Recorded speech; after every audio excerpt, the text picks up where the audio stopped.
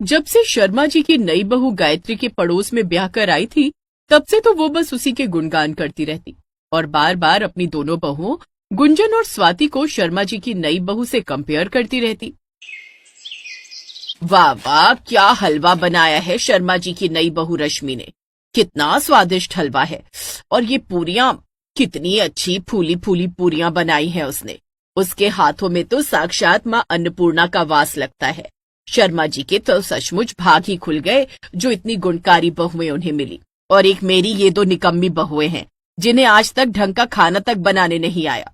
ऐसा क्यों बोलती हो माँ जी, हम भी तो आपके लिए हलवा बनाती हैं। हाँ, वो तो तुम बनाती हो, लेकिन जो बात रश्मि बहू के हाथों में है वो तुम्हारे हलवे में कहाँ।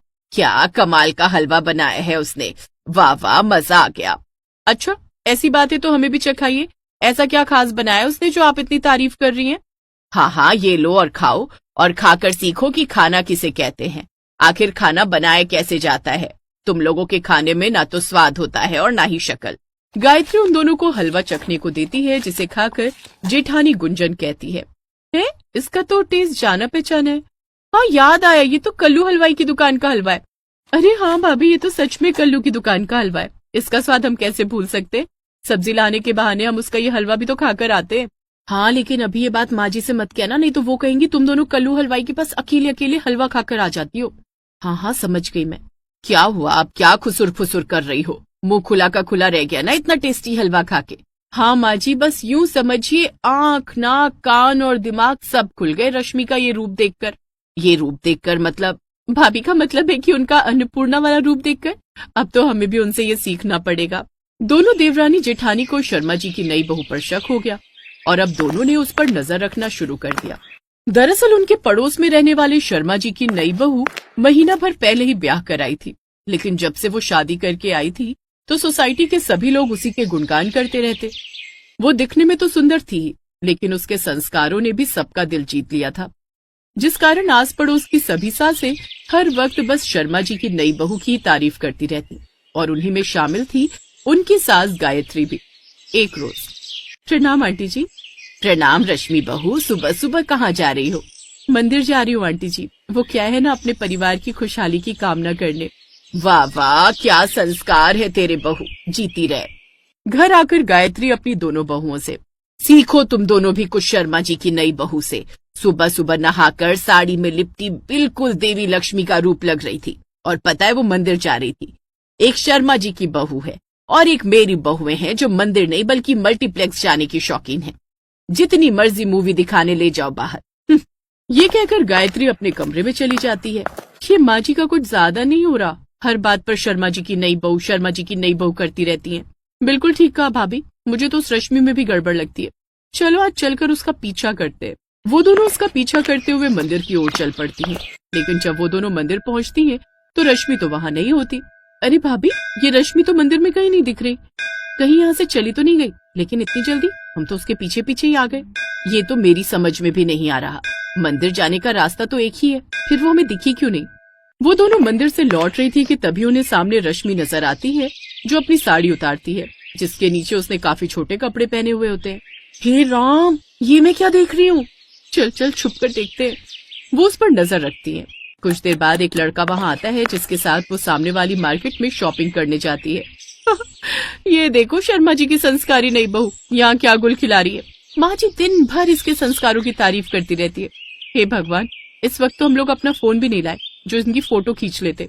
हाँ, क्योंकि माँ जी को तो हमारी बात का विश्वास होगा नहीं।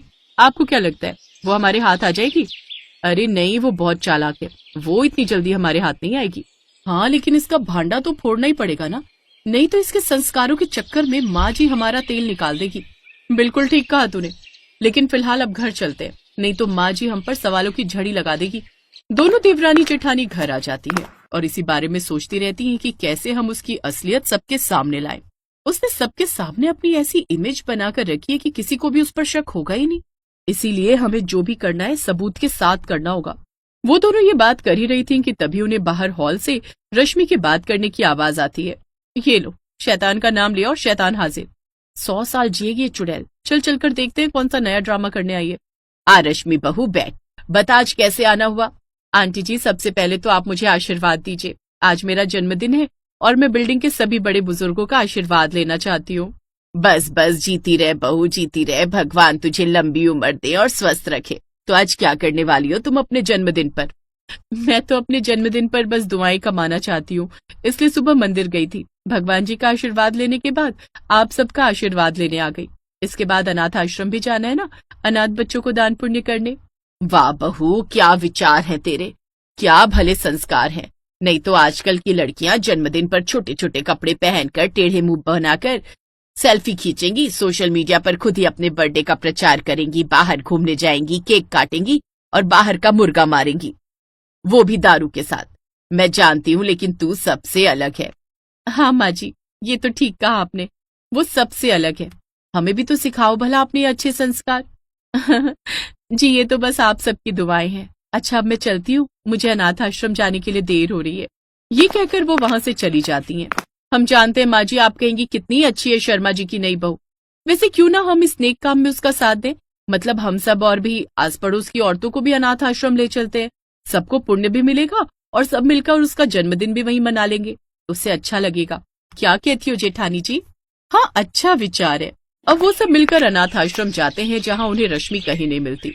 वो अनाथ आश्रम में उसके बारे में पता करते हैं, लेकिन वहाँ सभी किसी भी रश्मि के आने से इनकार करते हैं। वो सभी घर की ओर लौटने लगती हैं कि तभी उनकी नजर रश्मि पर जाती है, जहाँ रश्मि अपने दोस्तों के साथ हाथ में वाइन का ग्लास लिए डांस कर रही थी। आप सब यहाँ? हाँ रश्मि बहू, सोचा हम भी अनाथ आश्रम में थोड़ा दान पुण्य कर लें। वो आंटी जी, वो मैं बस अब बकरी की तरह मिमियाना बंद कर। हमारी आंखें खुल गई हैं, ये तेरी असलियत है। हम बेकार में ही तेरे कारण अपनी बहुओं को ताने देते रहते थे। और माँ जी आपकी जानकारी के लिए बता दूं, उस दिन जो आपने इसके हाथ का हलवा और पूरी बड़े चटकारे लगाकर खाया था ना, वो भी इसने कल्लू हलवाई से मंगवाया था। बता, अब बताती क्यों नहीं? हाँ वो मैंने वहीं से मंगवाया था, क्योंकि सच तो ये है कि मुझे हलवा बनाना आता ही नहीं। क्या? बेचारी शर्मा जी के तो भाग फूट गए जो ऐसी बहू नहीं मिली। अरे अब तू शादीशुदा है, खुद को सुधार ले जरा, नहीं तो ऐसा ना हो तेरे कारण हमारी बहुएं भी बिगड़ जाए। लेकिन इन सबसे अब स्वाति और गुंजन बड़ी खुश थी।